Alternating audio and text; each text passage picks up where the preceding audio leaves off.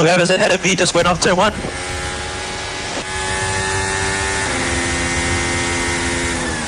Okay, let's focus.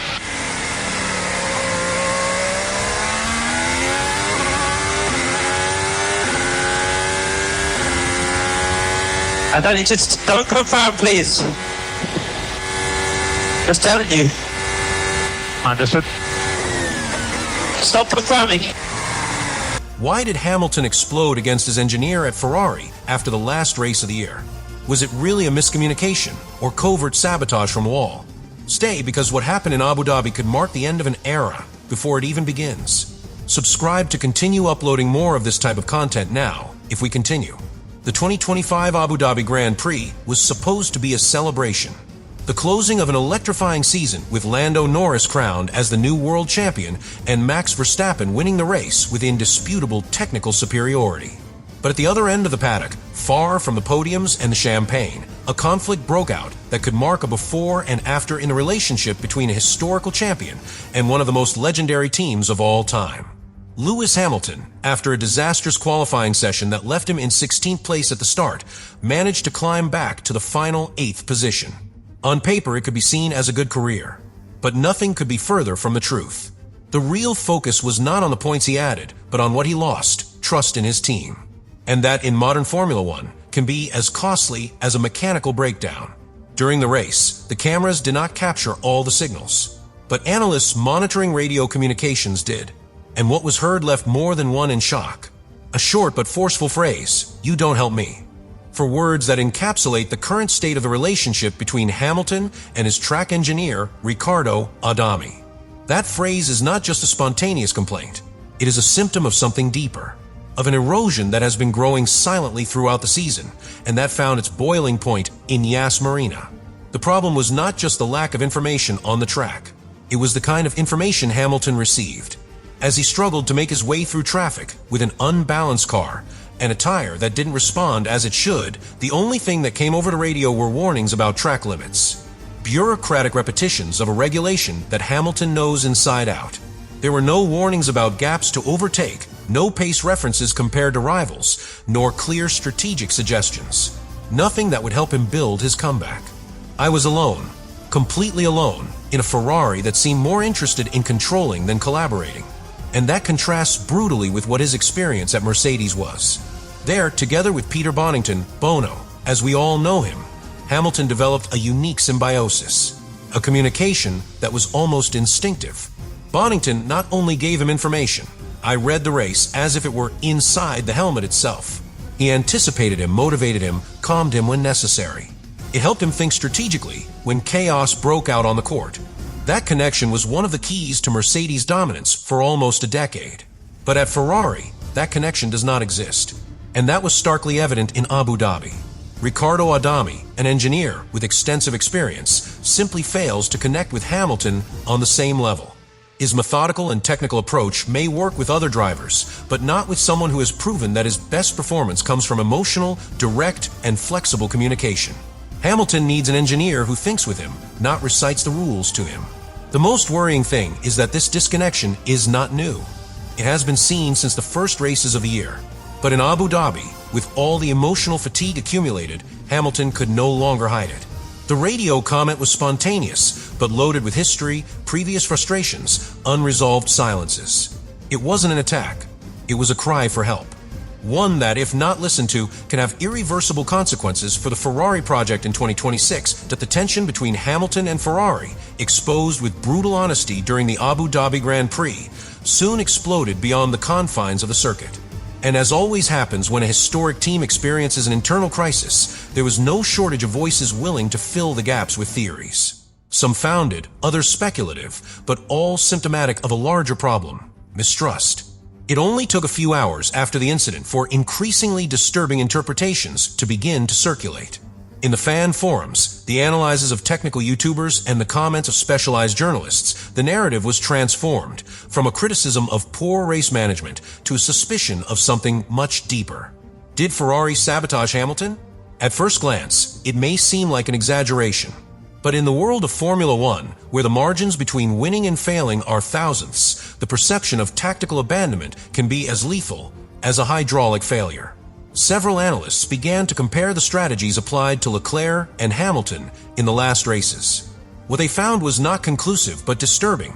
Inexplicable rhythm differences with supposedly similar configurations, lack of visible updates to the Britain's car, pit stop decisions that were out of date with respect to his direct rivals.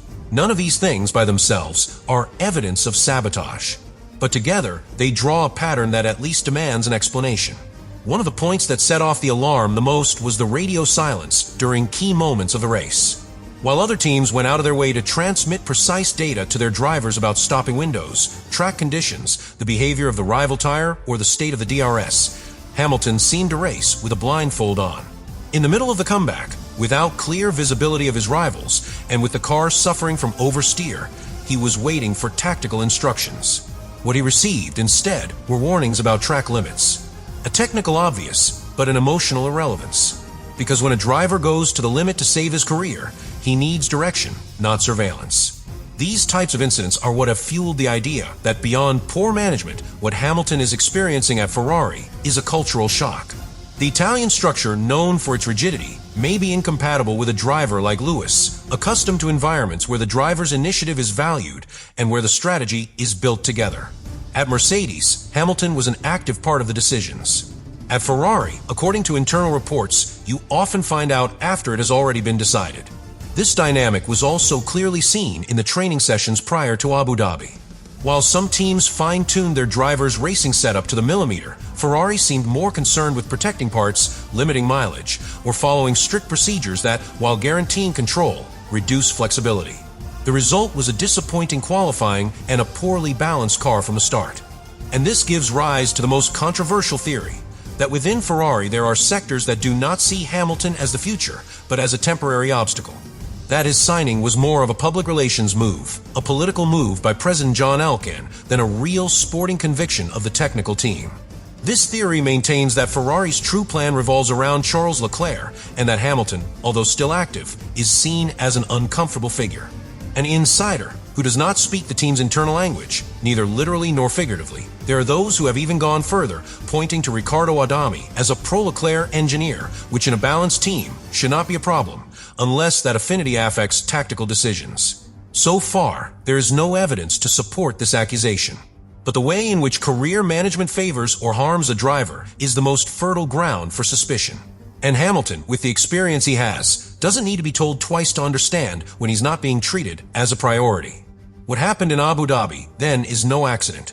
It is the logical result of months of unresolved friction. And although it cannot be said that there is direct sabotage, what is clear is that there is a lack of alignment between pilot and engineer, between pilot and team, and perhaps between pilot and project. And when a driver like Hamilton, who has built his legacy on precision, mutual trust, and teamwork, feels left out, the problem is not just tactical. It is structural. And if Ferrari does not recognize it soon, what is at risk is not just a season. It is its credibility as a team capable of managing champions. The public outburst between Lewis Hamilton and his engineer Riccardo Adami was not simply another altercation on the radio. It was a turning point. And as is often the case in Formula One, every visible crack on the surface reveals much deeper cracks within the team's structure. What happened in Abu Dhabi has left Ferrari at a crossroads. Either they rebuild their internal dynamic with Hamilton, or they risk losing one of the most valuable assets in modern motorsport just one season after signing him. The consequences of this conflict go far beyond the paddock. The Italian press, always demanding of Ferrari, has already begun to openly question the suitability of the current coaching staff. They wonder if Riccardo Adami, despite his background, is the right engineer to manage a profile as complex and demanding as Hamilton's. And the truth is that in recent years, Ferrari has proven to be a team that rarely makes quick decisions, but when it does, they are drastic. It would not be the first time that a change in the engineering team marks a new direction within the Scuderia. However, in this case, the problem does not seem to be limited to a personal relationship. It's deeper. Hamilton's conflict with Ferrari is structural and has to do with the team's internal culture, an organization that, historically, has had difficulty integrating external figures who challenge its hierarchies. We saw it with Fernando Alonso, we saw it with Sebastian Vettel, and now we are seeing it with Lewis Hamilton.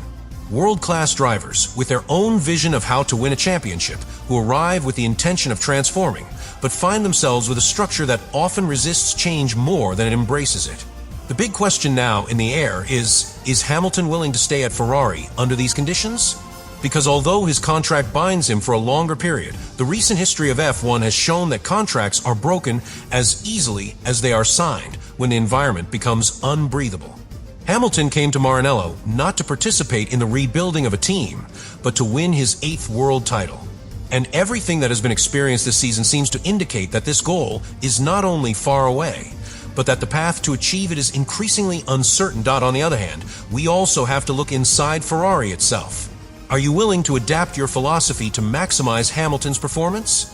Or will they cling to the idea that the pilot must adapt to them, as has traditionally been the case? What is at stake is not just the relationship with Lewis, is the credibility of a project that promised to take Ferrari back to the top after more than a decade without titles. Subscribe to continue uploading more of that content. Now you really think about all this.